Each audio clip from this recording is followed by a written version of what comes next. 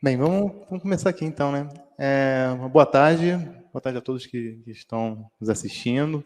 Eu sou Yuri, como já me apresentei. A Anne vai estar aqui conversando, né, junto comigo, está apresentando esse tema junto comigo. Nós somos QAs na Gazeus Game, e nós trouxemos aqui o tema da inclusão e diversidade na perspectiva de qualidade de jogos, de QA, né, em jogos.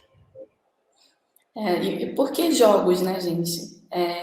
O mercado de jogos digitais hoje ele é maior que a indústria cinematográfica e musical juntas e movimenta bilhões de dólares por ano.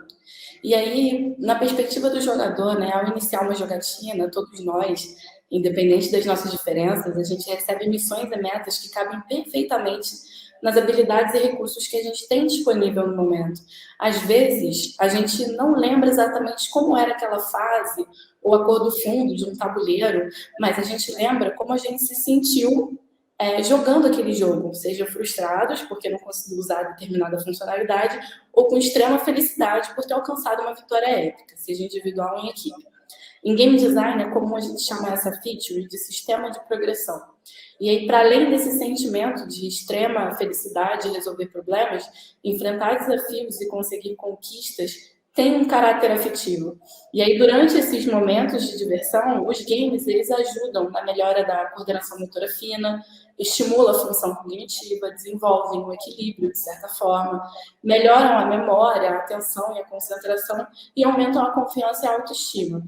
Parte do que a gente está dizendo aqui nesse slide, nesse momento, ele foi citado por outros jogadores que têm necessidades específicas, né? Como o Neto, que ele é um streamer, ele é tetraplégico e ele streama jogos variados na Twitch. E o André também, né? Que ele tem uma surdez súbita há um pouco mais de 3 anos e ele também streama na Twitch, né? Momentos de diversão entre os amigos e compartilha ali entre a comunidade. E aí essa questão da comunidade ela é muito importante, né? Porque quando a gente joga no tempo livre, no metrô, de forma casual, em competições. Mas essa questão da comunidade, ela fica muito inerente nos jogos, né, Yuri? Acho que a gente pode passar. Sim. E aí, quando a gente fala sobre, pensa sobre a diversidade, né? E foi feita uma pesquisa pela Newzoo, um levantamento pela Newzoo, com jogadores ali dos Estados Unidos e do Reino Unido, e 1 em cada 3 desses jogadores, eles não se sentem bem-vindos na comunidade de jogos.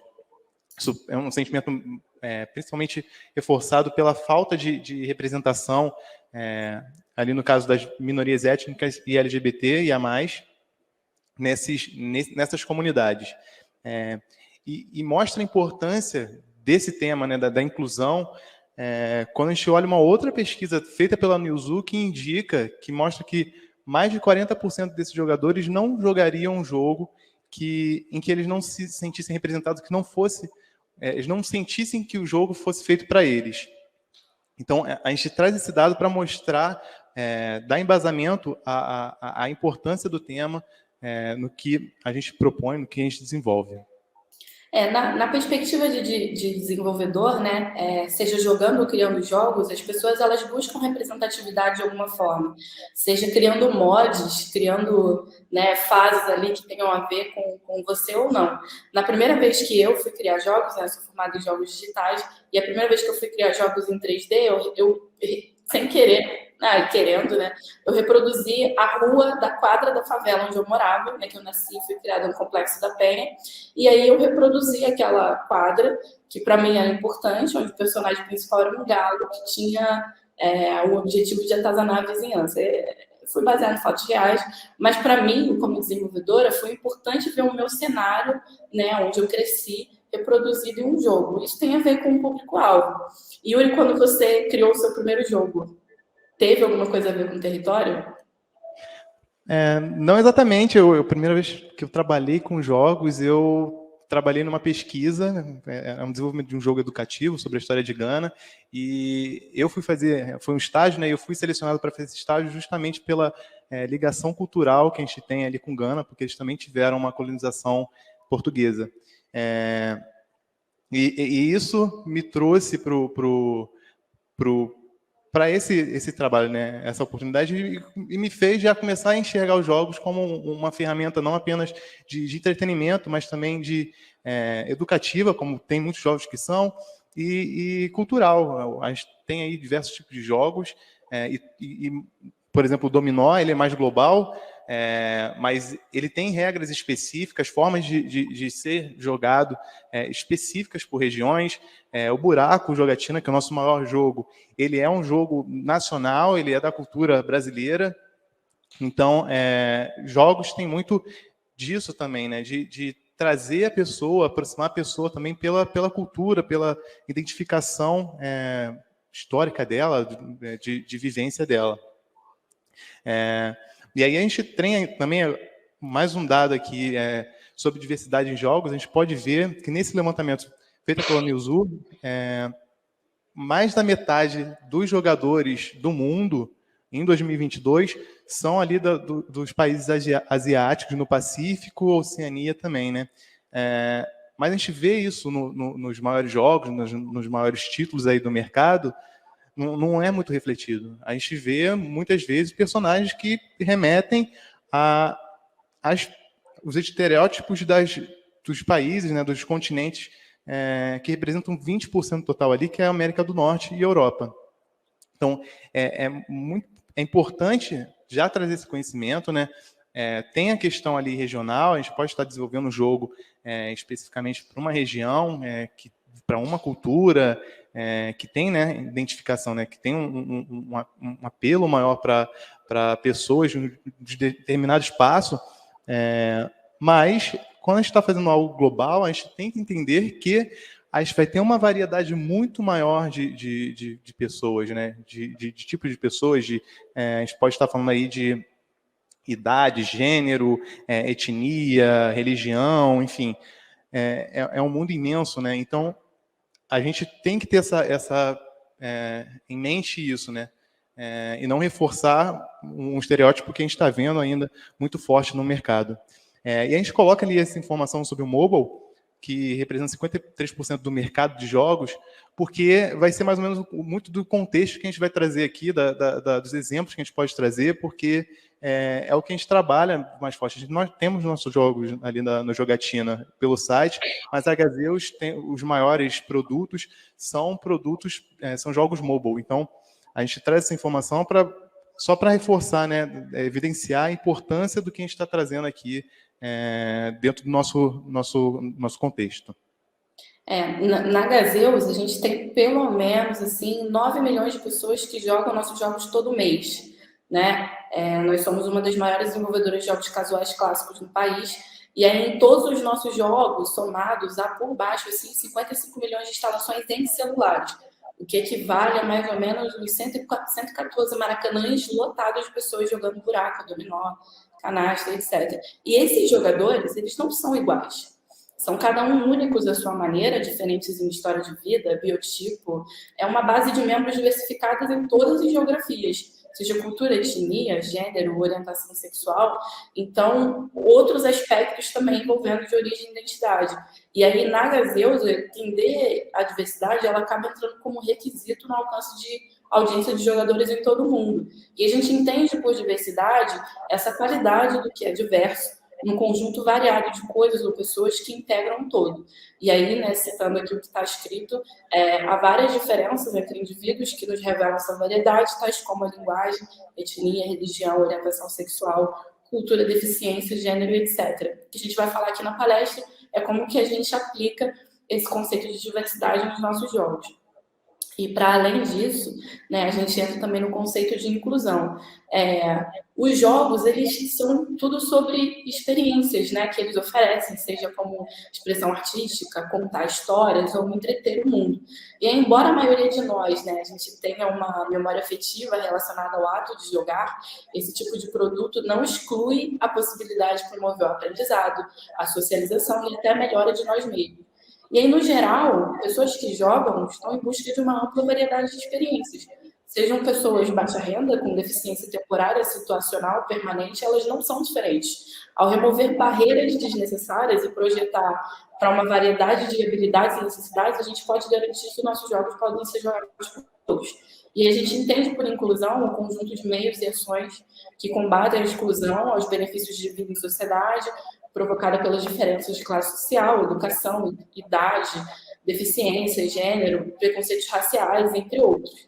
E a inclusão para a gente é oferecer oportunidades iguais de acesso aos nossos produtos como um todo. Então, o que a gente vai falar aqui são os nossos cases e um pouco das boas práticas que são feitas em outros produtos de jogos ao redor do mundo.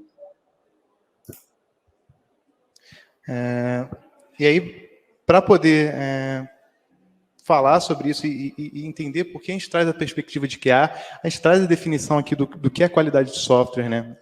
A gente pega de um artigo, que a gente vai compartilhar o documento, tem um link para esse artigo, mas as definições que podem ser encontradas aí em outros documentos, em outras páginas, é bem parecida. Qualidade de software pode ser entendida como um conjunto de características a serem satisfeitas em um determinado grau, de modo que o produto de software atenda às necessidades explícitas e implícitas dos seus usuários.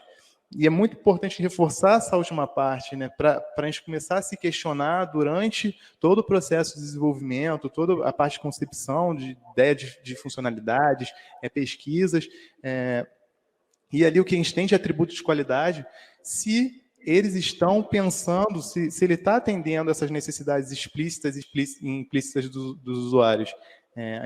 Como a Anne disse, a gente vai dar alguns exemplos aqui, vamos trazer algumas sugestões voltadas para esse estímulo, né, de pensamento sobre ter esse olhar sobre o que a gente está desenvolvendo. E uma dessas práticas é o design inclusivo.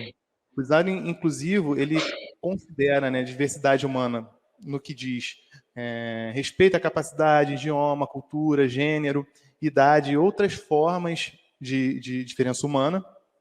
E ele traz essa representação, ele pensa nessa representação dentro do jogo.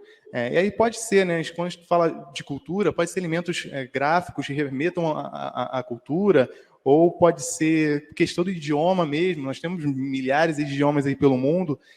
Se a gente está desenvolvendo um jogo que que não seja global, seja mais regional, ou até mesmo global, né, entender quais são os principais lugares que vão ser jogados esse jogo e trazer essa proximidade, essa representação para os usuários, né? E também, acho que o mais evidente, o exemplo mais evidente é quando a gente tem a representação mesmo dos personagens, onde a pessoa consegue se representar no jogo, criar um avatar, um personagem que reflita como ela se enxerga, né, como ela se identifica. E isso é muito importante, esse design inclusivo, ele traz esse pensamento e ajuda a desenvolver jogos e desenvolver produtos pensando no usuário e como ele vai ser incluído ali no jogo. Até quero agradecer ao nosso time de design, da Vivi, em nome da Vivi principalmente, da Graça e do JP, que nos deram muitas sugestões, e o design inclusivo foi uma delas para trazer aqui e compartilhar com vocês. Nesse contexto, né, a gente vai trazer aqui alguns cases. Um desses cases é o Domino's Café. Só para dar um pouco de contexto, né? A Gazeus, ela é dona da marca The Social Poker e da marca Jogatina.com. E aí, entre vários desses produtos, né, desde o site que nasceu em 2016 e afins, a gente está no mercado ao longo desses anos todos. E aí, em 2017, o Facebook ele criou uma plataforma para subjogos e convidou 30 empresas para subjogos no Instant Games. E aí a gente desenvolveu vários jogos no Instant Games. E aí, conforme, né, foi evoluindo assim, o mercado de jogos mobile e multiplataforma, a gente também foi convidado pela Netflix, foi uma das primeiras empresas convidadas a desenvolver um jogo utilizando a SDK da Netflix, né, para estar ali no seu primeiro range de catálogo mobile. E aí, não só esse case, né, na imagem que está agrupada aqui na tela, nos slides, há um exemplo de avatares do jogo Domino's Café, que foi o jogo que a gente publicou com a Netflix, ilustrando diversos tipos de pessoas e também objeto divertido. Então, quando a gente entende ali na expressão de identidade, representação do jogador e representação do avatar, é muito importante para a gente retratar a diversidade do mundo e dos jogadores, né? Quando os jogadores vêm e jogam com personagens que eles se identificam, isso leva a uma experiência muito mais rica, agradável e abrangente. E aí eu queria aproveitar e também agradecer a Natália, né, do Jogo Dominos Café, que ajudou a gente a montar essa apresentação. Ela é a nossa diretora de arte, né, no produto, e ela trouxe para a gente algumas preocupações que foram consideradas no desenvolvimento dele, né, que foi a representação do jogador de forma mais global. Aqui a gente consegue ver várias etnias sendo representadas, vários biotipos, né, em cores, raciais, enfim. Avatares de regiões diferentes, black, orientais, indiano. E o mais interessante também disso tudo é que a Netflix ela promoveu um treinamento para todas as empresas parceiras, para a gente pensar e colocar ali boas práticas de desenvolvimento de jogos de mobile acessíveis e diversos desde o planejamento, né, que foi o que o Yuri falou, não é só lá no final que a gente pega, que o Pedro Isidro falou na apresentação anterior, né? A gente não pensa acessibilidade só no final, a gente tem que pensar a acessibilidade desde o começo do produto. E aí, a partir desse treinamento, a gente identificou vários pontos de melhoria e aplicamos nos nossos projetos. No próximo slide, a gente tem um videozinho do Domino's Café, que a gente tem uma mesa de tabuleiro, né? A gente colocou ali possibilidade de trocar as cores da mesa. Então, também teve-se uma preocupação com pessoas com daltonismo, para elas poderem colocar uma diversidade de combinações adequadas dos ladrilhos e peças na mesa, se necessário. A gente também fez alguns testes de contraste na interface do usuário para o lançamento inicial, para a gente garantir que o texto e os elementos eles tinham um contraste suficiente para serem legíveis, né? E aí a Nath compartilhou com a gente que uma ferramenta que eles muito usaram no nosso time foi o Figma, que tem vários plugins para isso. E aí, né, num exemplo de um jogo mais regional, né, o Domino's Café ele foi um jogo mais global, né, por toda a base de usuários Netflix, e o Space de Jogatina, que é um dos nossos jogos mais regionais. A gente tem um portfólio assim, repleto de produtos e um deles é esse. Ele é um jogo mais regional. A gente identificou que pessoas da região sul dos Estados Unidos eram os maiores jogadores e, fazendo uma pesquisa, a gente identificou que na região sul dos Estados Unidos a maior parte da população é de afro-americanos. Então, para a gente foi muito importante refletir a diversidade dos membros regionais que jogavam os nossos jogos, e a gente fez várias mudanças de interface para que as pessoas se reconhecessem desde a hora de clicar no botão de jogar o multiplayer até o momento de você personalizar o seu avatar. E aí, né, foi feito um estudo interno para o design desses personagens, e não só no personagem, como eu falei, em toda a interface, a gente botar ali um ponto de identificação para os nossos jogadores, considerando a territorialidade do público jogador. E aí, para além disso, né, como a gente está falando de jogos para celular, a gente também consegue pensar a acessibilidade no contexto de classes sociais, né? Então, muitas marcas, modelos, tamanhos de telas e versões são lançadas todos os anos. Na Gazeus, apesar de simuladores de devices serem muito importantes na identificação de problemas de tamanhos de tela, para a gente, no nosso departamento de qualidade, a gente testa direto em celulares. Então, os testes são feitos em dispositivos reais para a gente poder simular o próximo possível da experiência do jogador. Então, como a gente sabe, né, para iOS os aparelhos são mais caros e tem uma menor variedade de modelos, então a gente tenta manter ali, né, no core do desenvolvimento, otimização dos produtos, para que eles sejam compatíveis com dispositivos mais antigos e os mais novos.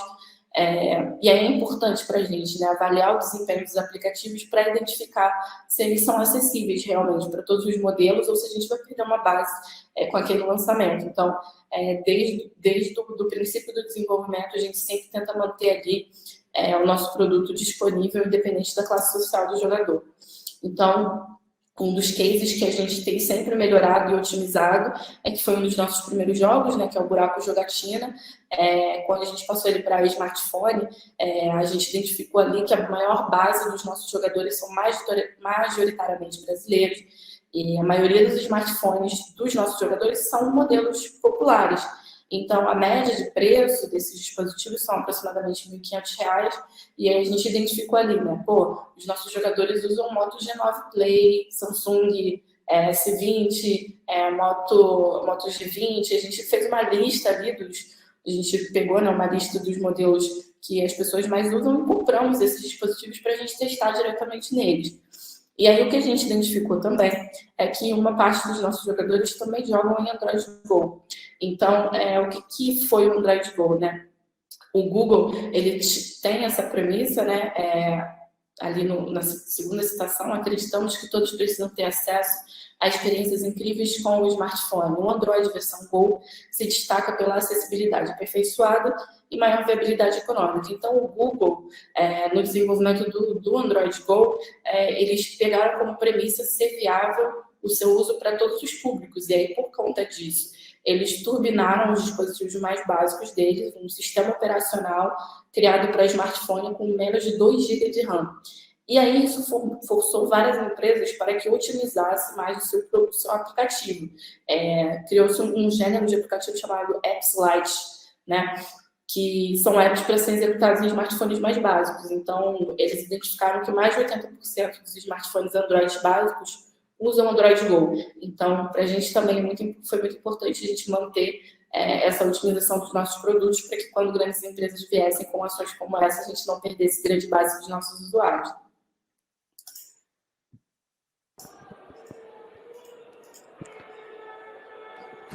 Aí passou um pouquinho. Quando a gente fala de inclusão social, a gente está falando também de acessibilidade. Acho que muitas vezes remete mais à acessibilidade do que os outros exemplos que nós trouxemos aqui, né, as outras perspectivas que nós trouxemos aqui, mas é um dos pontos sobre inclusão social.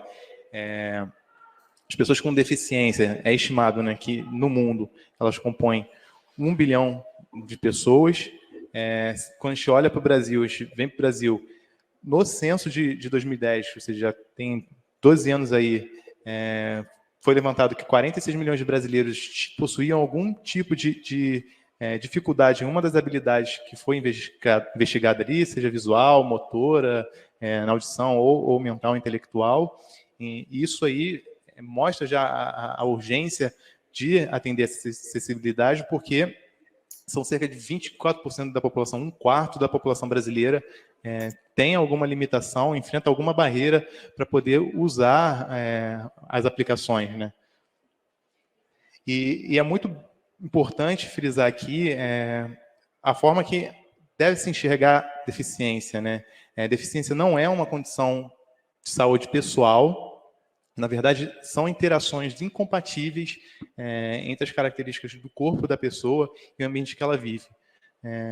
Pode só parecer uma frase muito bonita, mas, na verdade, é importante fazer a forma que a gente enxerga, porque quando a gente está falando de deficiência, a gente não está falando só de deficiência permanente, que a pessoa ou nasce ou acaba tendo ao longo da vida, desenvolvendo ao longo da vida, né?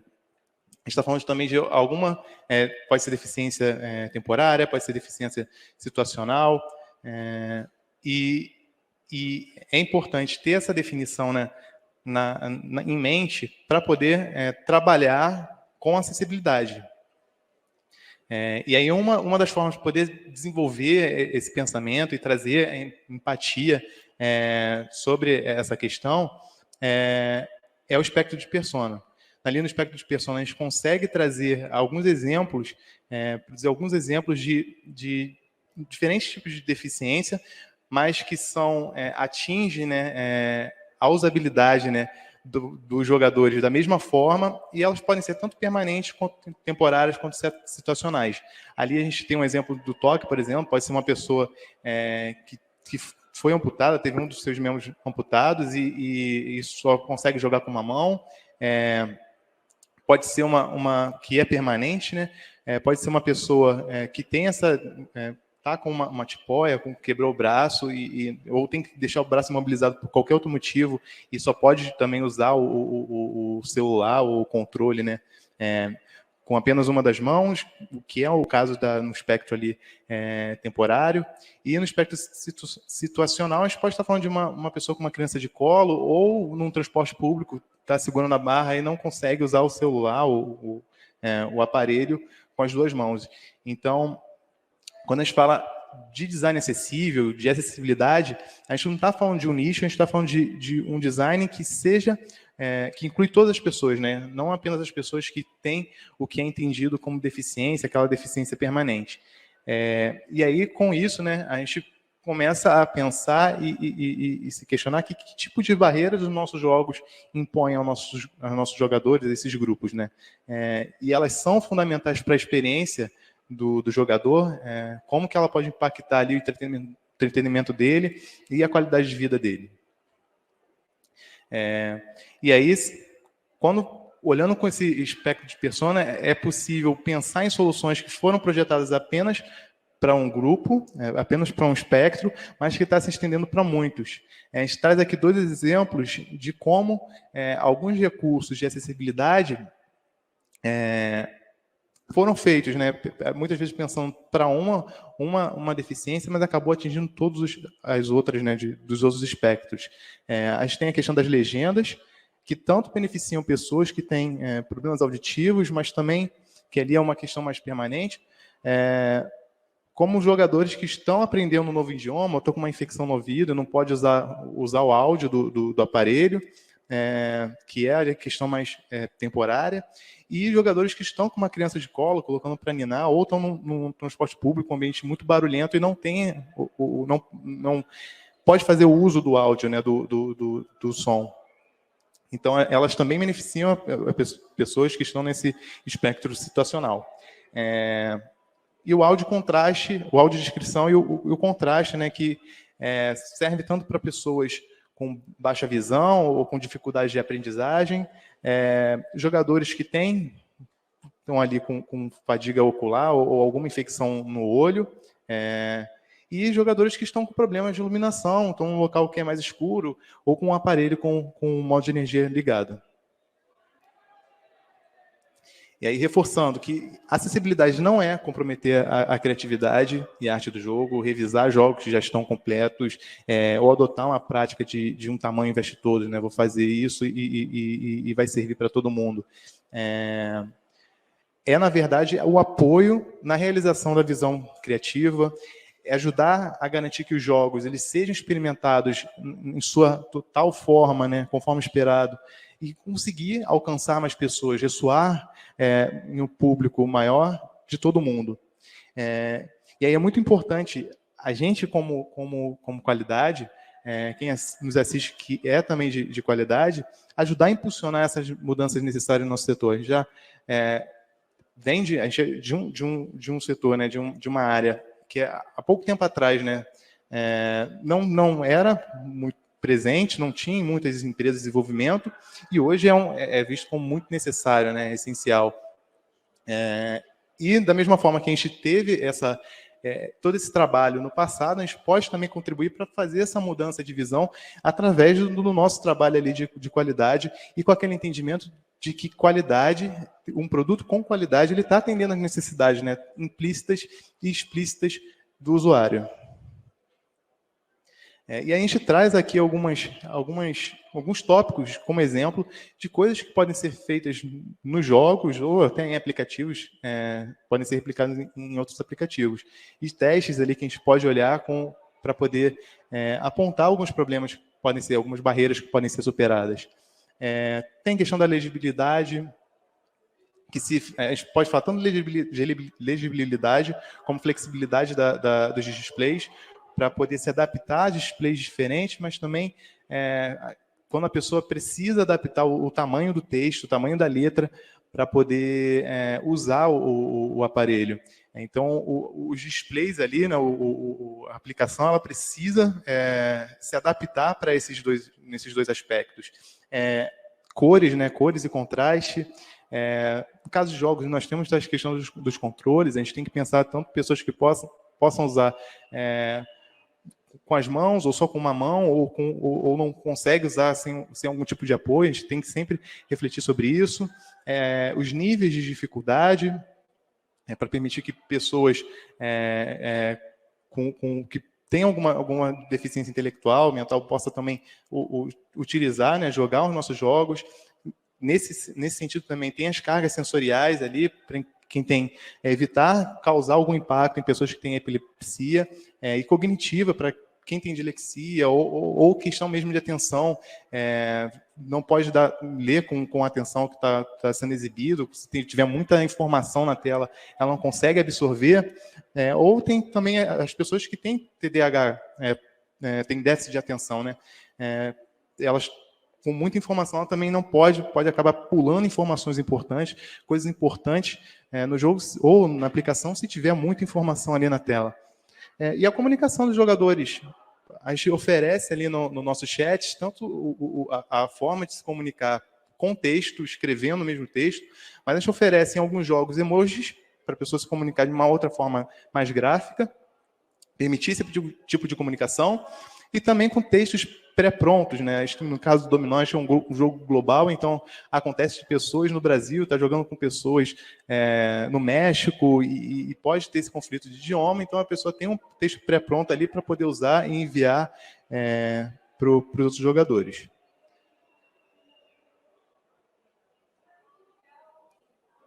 Importante aqui, antes de ir para os exemplos, já ia pulando aqui, é importante ter para cada empresa, né, para cada grupo de desenvolvimento, produzir ali as próprias guidelines do que seriam esses atributos de qualidade, né? Definir quais seriam os atributos de qualidade, requisitos mínimos, qual seja o termo usado, para cada funcionalidade a ser desenvolvida. Então, reúne produto, reúne desenvolvimento, reúne o time de qualidade, reúne o pessoal de design, conversem e cheguem ao mínimo que considera importante para daqui para frente ser implementado e introduzido nos jogos. E a gente traz alguns exemplos, não da Gazeus, mas de outros títulos aí do mercado, de coisas que foram feitas, recursos que foram desenvolvidos, que pareciam ser nichados, que não eram para um todo, e quando foram ver os resultados, foram surpreendidos e tiveram resultados positivos. Aqui a gente tem do Assassin's Creed, o Orange, né, foi lançado com a opção de ativar legendas, e aí, a partir, né, da análise de dados, identificaram que mais de 60%, né, 60,5% dos jogadores, eles ligavam as legendas para jogar. Já na versão Odyssey, eles botaram as legendas por padrão já ativadas, e quando eles fazem a análise dos dados, eles identificam que 95% dos jogadores mantiveram as legendas ligadas. E pra gente... Faltou o Uncharted, né? Pulou, acho que pulou aqui demais. Pulou, São mais dois exemplos. O Uncharted 4, ele foi lançado, é um jogo de console, né, para PlayStation, ele foi lançado com menu de acessibilidade, para a pessoa poder colocar uma configuração para poder jogar com o stick do controle, ou os dois. Estimava-se, né, que apenas menos de 1% da população ia ser beneficiada com esse recurso, mas quando eles foram analisar os dados, eles descobriram que 30% dos jogadores de Uncharted 4 utilizavam esse recurso. E aí, quando foram entrevistar os jogadores, um deles explicou que ele usava durante a semana, né, quando ele precisava, ele chegava do trabalho e ia ajudar a cuidar dos filhos, colocar os filhos para ninar, ele ligava esse recurso e ficava durante a semana com esse recurso ligado para jogar com o stick. E durante o fim de semana, quando ele tinha um tempo para poder jogar, ele ligava com os dois sticks e jogava com os dois sticks. Então, é mais um dos exemplos. E o último aqui que a gente traz é do Into the Dead, que é um jogo para celular. Ele usaria, né, a princípio, o giroscópio do aparelho para fazer um movimento em primeira pessoa. Então, você viraria o aparelho, né, para poder fugir dos zumbis ali na tela. E o user research deles, né, o Hadley Bilan, ele apontou que algumas pessoas eles não seriam capazes de reproduzir esse movimento, né? E aí eles viam como eles propuseram criar outros controles, outras opções antes de lançar, criaram com controle na tela, né, podendo usar os dois lados da tela ou um dos lados. E aí quando eles foram analisar os dados de uso do jogo, eles perceberam que os controles eram distribuídos, o uso dos controles era distribuído proporcionalmente, 25% para cada. E aí o que era visto por eles, né, com um gesto altruísta, na verdade acabou beneficiando uma melhor experiência de jogo para 75% da base de usuários deles. E é sobre isso, né, a gente não está falando sobre, aqui a gente deu 3 exemplos, né? A gente não está falando sobre desenvolver para um nicho, mas a gente está falando sobre melhorar a experiência para muitas pessoas. E aí, nesse contexto, né, qual é o papel do QA? Então, a gente acaba tendo como característica principal do profissional de QA reconhecer e respeitar a individualidade e especificidade dos outros grupos, dos seus indivíduos, desde a base do cerne do seu dia a dia, né? Em todas as equipes, na verdade, reconhecer e respeitar as diferenças, ter essa característica de alteridade nesses profissionais. E aí, os testes, em geral, a gente recomenda que sejam feitos por especialistas em testes, né, analistas, especialistas, enfim, que foram treinados e têm uma compreensão profunda dos termos e conceitos de acessibilidade digital. A equipe de teste ela deve ser ou complementada por testadores, usuários, ou consultorias com outros tipos de deficiência que usem tecnologias assistivas para operar esses dispositivos e que tem uma experiência técnica de acessibilidade para acessibilidade. O importante quando a gente volta no conceito de qualidade, o cerne é entender o produto e pensar nas necessidades explícitas e implícitas dos seus usuários. Então, quando a gente olha, por exemplo, a gente tem um jogo que foi o nosso primeiro jogo, que é o Buraco, que ele acumulado desde o seu lançamento, ele tem pelo menos 438 bilhões de horas de jogo desde o lançamento. Então, como que a gente consegue manter esses jogadores ali ativos no nosso produto? Tendo em mente, tendo de fato ali a otimização, acessibilidade para todas as classes sociais, pensando em todos esses requisitos que a gente citou aqui para vocês, e colocando em prática, né, as boas recomendações de guideline da indústria de jogos. E como realizar esses testes? Eu vou até ser bem telegráfico aqui, não vou entrar em muitos detalhes para não estourar muito nosso tempo, mas o teste, a gente tem várias ferramentas aí disponíveis para testes de acessibilidade.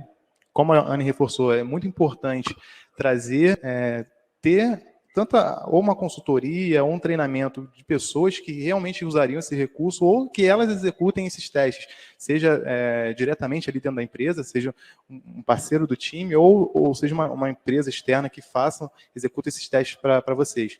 E aí a gente dá alguns exemplos ali de ferramentas, né, para teste. Tem teste, como a Tenon, tem teste de API de acessibilidade, Access Monitor, que faz uma avaliação das diretrizes de WCAG no site, até do governo de Portugal, Color Oracle, que faz ali, permite testar alguns espectros ali do daltonismo, e tanto a Tenon quanto a Able Gamers, que a Able Gamers é uma organização, eles promovem treinamentos, consultorias para as empresas para permitir desenvolver essa habilidade e esse pensamento dentro dos membros da equipe.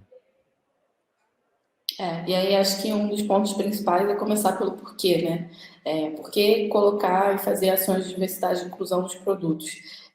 A gente pode dizer que adotar essas ações, elas ajudam, primeiramente, né, do aspecto de qualidade, ajudar a reduzir os custos operacionais. Porque a gente tem sempre aquela premissa, né, de um bug encontrado em produção, ele é muito mais caro do que um bug encontrado no desenvolvimento. Quando que a gente evita custo operacional, né? Quando a gente visualiza ali que o jogo lançou e ali a gente vê que o usuário está reclamando de uma coisa que era básica, que podia ter sido pensado no desenvolvimento, e acaba dando uma nota ruim no produto na loja. Então, se a gente for ser um QA reativo, né, de só melhorar as coisas com base no feedback do jogador, a gente vai estar perdendo custos operacionais. O impacto financeiro também, né, de atingir um mercado que é substancial. Então, de 20% a 30% dos jogadores disseram que se identificam como deficientes. Então, é um mercado ali realmente substancial.